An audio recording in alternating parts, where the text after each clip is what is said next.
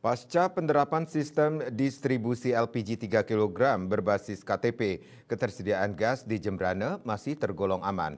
Penerapan sistem distribusi berbasis KTP dinilai efektif dalam mengatur pembelian gas sesuai kategori, mulai dari rumah tangga hingga UMKM.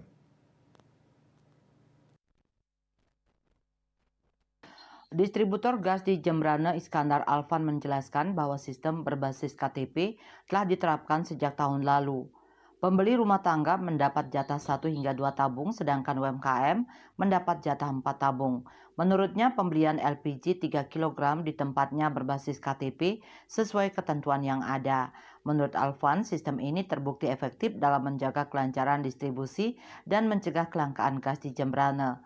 Kepala Dinas Koperasi UKM dan Perdagangan Jembrana Ikomang Agus Adinata mengatakan, monitoring tim pengawas lapangan menunjukkan bahwa ketersediaan gas 3 kg masih normal di Jembrana, tidak ada kelangkaan seperti di wilayah lain. Salah satu faktor yang membuat pasokan gas 3 kg di Jembrana stabil adalah jumlah penduduk atau konsumen yang tidak banyak bertambah dibandingkan daerah urban seperti Kota Denpasar. Selain itu, rata-rata penggunaan gas 3 kg untuk skala rumah tangga di Jembrana adalah 4-5 hari.